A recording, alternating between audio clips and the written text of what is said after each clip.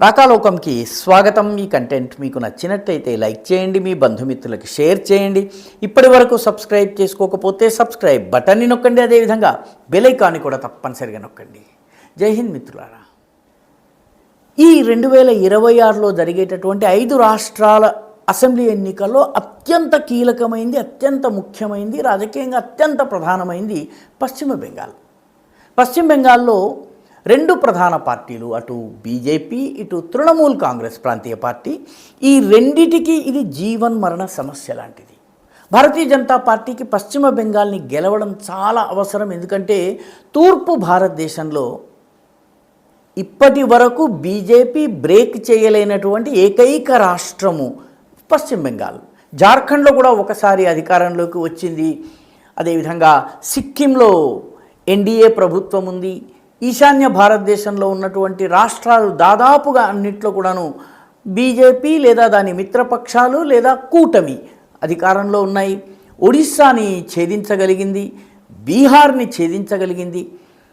తూర్పు భారతదేశంలో మిగిలిన చిట్ట చివరి కంచుకోట పశ్చిమ బెంగాల్. అక్కడ బీజేపీ ఇప్పటి వరకు గెలవలేదు. కాబట్టి బీజేపీకి ఇది చాలా ముఖ్యము. మమతా బెనర్జీకి కూడా ఇది చాలా ముఖ్యం. ఎందుకంటే మమతా బెనర్జీ 3 సార్లు ప్రధానమంత్రిగా ఆవిడ ముఖ్యమంత్రిగా ఉన్నారు. 3 సార్ల తరువాత ఈసారి 4వసారి ముఖ్యమంత్రి అయ్యేందుకు ఆమె ఎన్నికల్లో పోటీ పడుతున్నారు. ఓడిపోయినట్లయితే 5 సంవత్సరాలు పార్టీని నిలబెట్టడం చాలా కష్టం. మమతా బెనర్జీ వయస్సు కారణంగా కూడా వచ్చే ఎన్నికల నాటికి ఆమె రాజకీయంగా పవర్ఫుల్ ఫోర్స్గా ఉంటారా లేదా అన్నది ఒక పెద్ద సందేహం. పశ్చిమ బెంగాల్ రాజకీయ చరిత్ర పరిశీలిస్తే అధికారంలో ఉన్న పార్టీ అధికారం కోల్పోయినటువంటి 5-10 ఏళ్లలో పూర్తిగా పతనమైపోతుంది. కాంగ్రెస్ పార్టీ 1970s వరకు అధికారంలో ఉండేది. ఒక్కసారి వామపక్షాలు రావడంతో కాంగ్రెస్ పార్టీ చిలికవాలికలైపోయింది, బలహీనపడిపోయింది, సీట్ల సంఖ్య తగ్గిపోయింది. కమ్యూనిస్టులు దాదాపు 2-2.5 దశాబ్దాలు పరిపాలించిన తరువాత 2011 ఎన్నికల్లో ఓడిపోయారు. ఓడిపోయిన తరువాత నేడు కమ్యూనిస్టు పార్టీలు 10% ఓట్లు సంపాదించుకోవడం కూడా కనా కష్టం. కాంగ్రెస్తో పొత్తు పెట్టుకుంటే కూడా అన్ని ఓట్లు రావడం లేదు.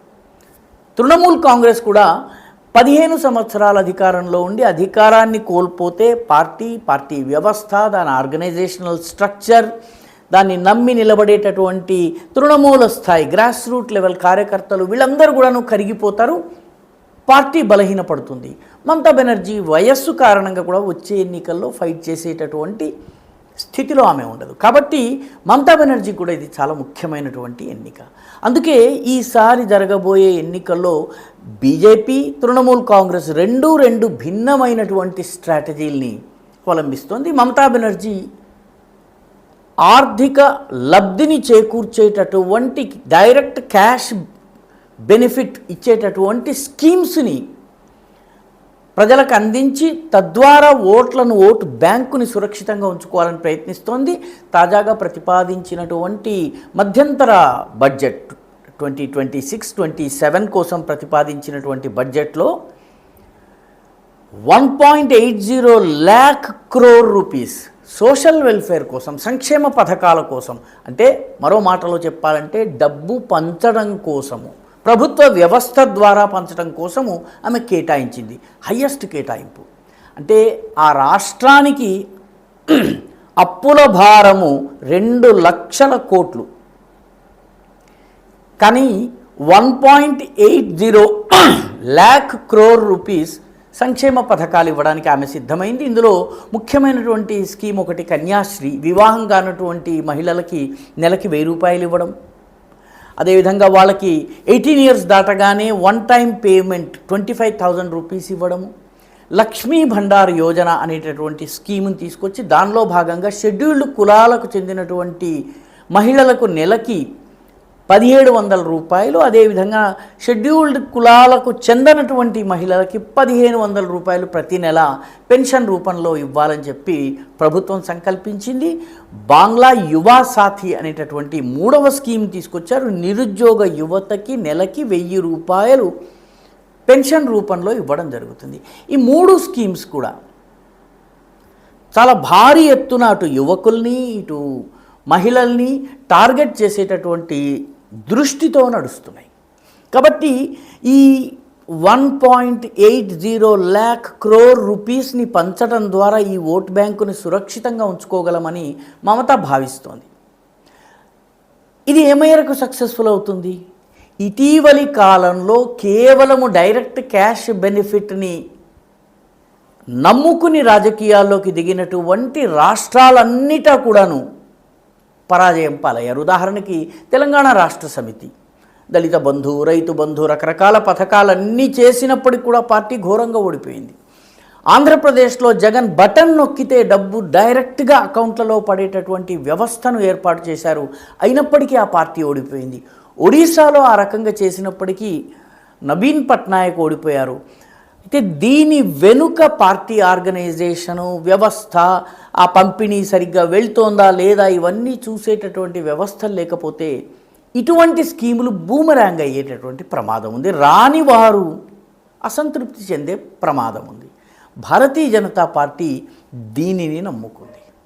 దీనిని నమ్ముకుని ఒక సెగ్మెంటేషన్ స్ట్రాటజీని తీసుకొచ్చింది. ఈ సెగ్మెంటేషన్ స్ట్రాటజీ అంటే ఇది యువకులు, మహిళలు, వృద్ధులు, అదేవిధంగా లాయర్లు, డాక్టర్లు, టీచర్లు, వ్యాపారులు, రైతులు, ఈ రకంగా సమాజంలోని వివిధ సెగ్మెంట్స్ని, ఒక 20 సెగ్మెంట్స్ని ఐడెంటిఫై చేసి ఆ ప్రతి సెగ్మెంట్కి సంబంధించినటువంటి సమావేశము ముందు జిల్లా స్థాయిలో, ఆ తరువాత తాలూకా స్థాయిలో, అక్కడ మహకుమా అంటారు, మహకుమా నుంచి క్రింద స్థాయిలో, బ్లాక్ స్థాయిలో ఈ రకమైనటువంటి కార్యక్రమాలు ఏర్పాటు చేయటము, తద్వారా ఈ కార్యకర్తల బృందం ద్వారా ఈ గ్రూపులను టార్గెట్ చేస్తూ వాళ్ళ దాకా వెళ్ళి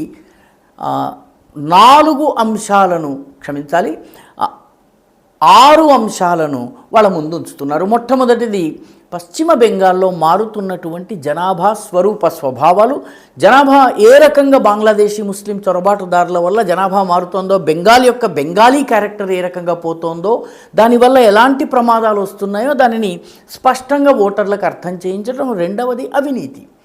తృణమూల్ కాంగ్రెస్ ప్రభుత్వంలో అనేక స్కాములు, అనేక మంది మంత్రులు అరెస్ట్ అయి ఉన్నారు. అనేక స్కాములలో లక్షలాది మంది ప్రజలు బాధితులుగా ఉన్నారు. చాలా సందర్భాల్లో దశాబ్దాలు జరిగినా కూడాను వాళ్ళకి న్యాయం జరగడం లేదు.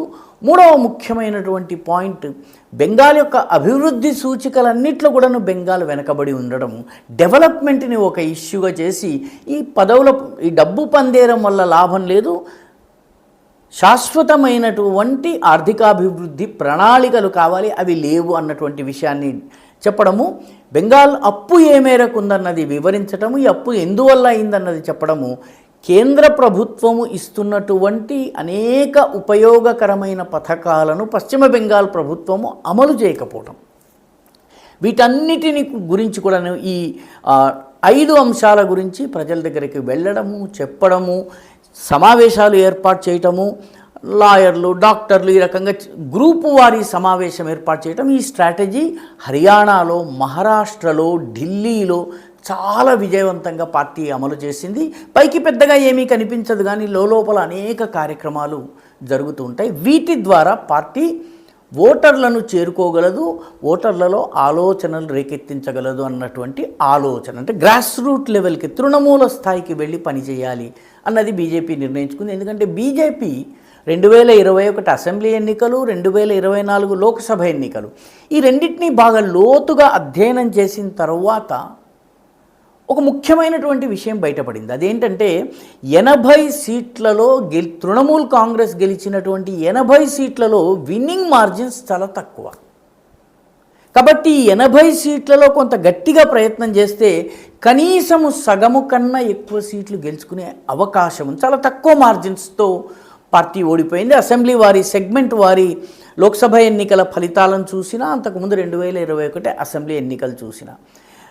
రెండవ ముఖ్యమైన విషయం బయటపడింది ఏంటంటే, అర్బన్ ఏరియాస్లో, పశ్చిమ బెంగాల్లోని నగరాలు, పట్టణాలు, తాలూకా కేంద్రాలలో 35% ఓట్లను అనుకూలంగా స్వింగ్ చేసుకునేటటువంటి పాసిబిలిటీ ఉంది. దీనిని ఉపయోగించుకుని సరైన వ్యూహాలను గనక అమలు చేస్తే 35% స్వింగ్ అనేది అర్బన్ ఏరియాస్లో ఉన్నటువంటి urban middle class and upper middle క్లాస్లో ఈ 35% ఓటర్లు గనక స్వింగ్ అయినట్టయితే ఫలితం చాలా పెద్ద ప్రభావం ఉంటుందన్నది బీజేపీ అంచనా. అందుకనే 2021లో 35% ఓట్లు వస్తే ఈసారి కనీసం 45% ఓట్లను సంపాదించే ప్రయత్నం పార్టీ చేస్తోంది. నిజానికి 10% ఓట్లు స్వింగ్ కావడం అంత సులువైనటువంటి పని కాదు.